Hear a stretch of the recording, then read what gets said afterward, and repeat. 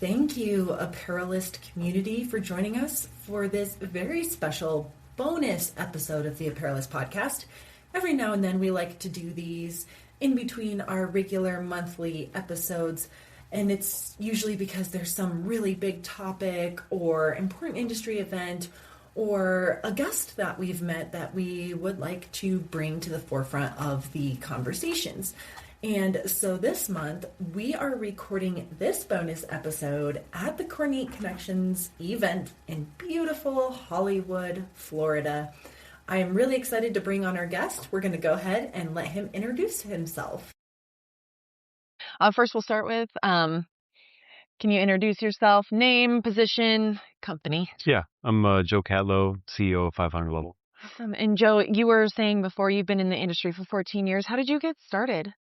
It's kind of funny because we're mostly a pro sports company, but one of our founders wanted to change college apparel, and then we our first license was the NFLPA, so we immediately pivoted to pro, and now we're kind of backtracking and starting to get into college now. So he was, thought the shirts weren't quality, thought the designs weren't unique, so the goal was to try to create a new company that had to distinct us from other people and to have some uniqueness. So that's kind of where we got started. What have been some ways you guys have really kind of built that uniqueness up? What's your approach to building that brand message? Yeah, I mean, for us, it's like the artwork. We're a t-shirt company, but really, if you look at our catalog, we're more an art company. We have like 13,000 designs, and with it all being direct garment printing, obviously we're not carrying inventory. If we did, we'd be out of business in a day. So, but yeah, it's, we just always focused on, the art piece, having it unique, capturing micro moments, especially with, sports fans. People are, crazy about their teams. So trying to, that walk-off grand slam or that cool touchdown catch, or trying to capture that moment for sports fans. Yeah, I'm wondering if you can build on that a little bit, because we've talked about, building that brand value, but like in the grand scheme of things, what are the things that you have to do to ensure that design, styles, messages all build that value? Because yes, you capture a unique moment, but what are the things that you can do differently that's not just run-of-the-mill t-shirt design? Yeah, I mean, for us, like, I think one of our advantages, again, being DTG, is that we go fully down the roster. So obviously we don't know every market, every sport, as well as that fan base. So there might be the 12th guy on the bench or the 26th man on the baseball team that's a fan favorite that we might have a design for, or at least have something for that person. So we just try to go a little deeper to cover all the fan bases. And then, again, we just try to put a unique spin on it, or artistically, whether it's, the design style, or, that micro moment, this guy made an amazing catch, or, again, walk-off home run or stuff like that. Yeah, I love that. So how are you all testing your new designs or something different? Like, do you do a small run and then test with a certain group? Do you just release the new design into the wild? Yeah. How does that go? It's pretty much released to the wild. Okay. We've done a few things where we've done certain like limited amount of sales. But for the most case, like, we're just trying to be quick and, get it in front of that fan base, whatever that moment happened, or, that, that particular play, or, that this team's doing well, or this player's doing well. And just trying to cater to, all sizes, with kids and onesies and adults, and just trying to make sure that everyone can buy a shirt. Having been in the industry for quite a while, how have you seen the evolution of print on demand and digital printing really kind of change the business model of apparel decorating? Yeah, I mean, so we've always been DTG, so we're 14 years in, and when we started, one of our first wholesalers, who, he owns like 9 or 10 stores in the Chicagoland area, his jaw like what do you mean I don't have any minimums? What do you mean? What do you mean I don't have to buy 488 of this or whatever? So, Yeah. um, we've seen it, inventory is for everyone is a cost, right? So not having to carry that inventory, we've seen the mindset kind of change that, while back in the day you had to order 144 to make it make sense, now you could order 12 or 24 and see how it sells. Um, so yeah, I mean, for us, when we first started doing it 14 years ago, a lot of people were shocked, and then now I think it's more of a norm. Like, even though we're probably, one of the quicker turn operations still, there's obviously more companies that have come on board that are utilizing DTG, which just makes it more efficient for everything. Yeah.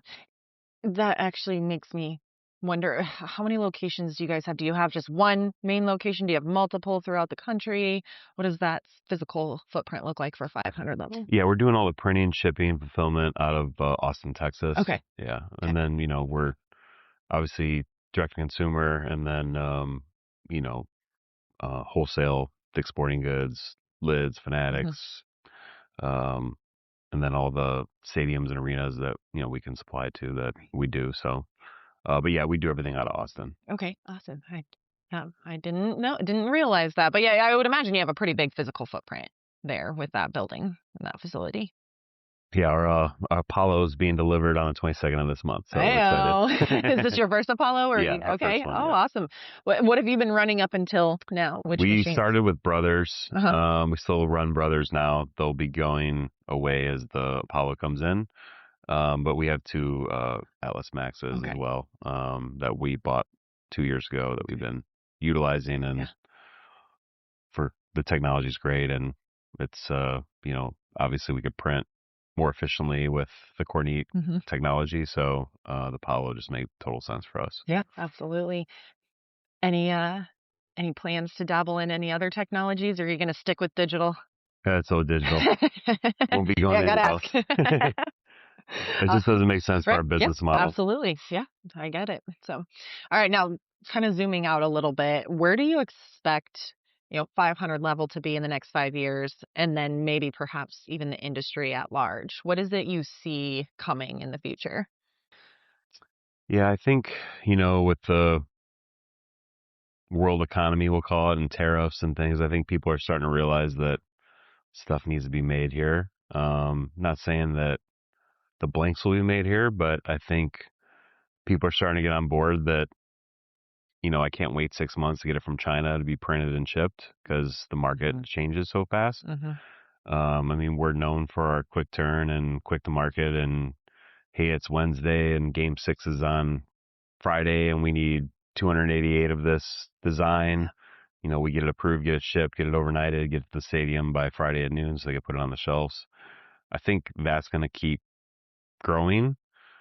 I think companies can't wait anymore. And if you miss a delivery date or your container missed a ship and now you're waiting another month, like it's not the world we live in anymore. So I think you're going to see a lot more companies moving stuff to the U.S.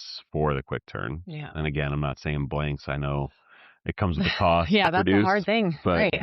But the printing and manufacturing I could see being done here and moving more towards digital than just screen printing.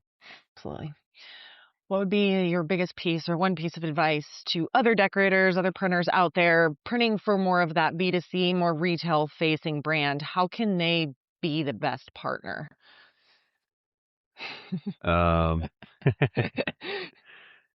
Yeah, I mean, just, doing the right things. For us, we've always, there's rules that come with each license as far as approvals and what you can and can't do, colors, marketing rules, just being a good partner, following the rules, making sure you're doing the right thing. Again, each license has different things you have to follow. So we always try to make sure we're in those guidelines. We don't, we never try to push the envelope on purpose where, some companies are like, well, they say I can't do Google AdWords, but I'm going to do it anyway. And then you get caught and you look bad. Yeah. And we've always tried to make sure we're doing the right thing to protect our partnerships and to make sure we're um, just following the rules Yeah. pretty much. Well, especially in the world of like licensing and sports stuff. I mean, a lot of people get in trouble for Yeah. going into the gray area in that world. Yeah, for sure. Joe, before we wrap up, where can people, learn more about 500 Level, maybe connect with you, find out a little bit more information? Yeah, I mean, 500level.com is our website. My email is joe at 500level.com, so it's pretty easy. If you An can easy one. send me some notes, we'd love to connect with people.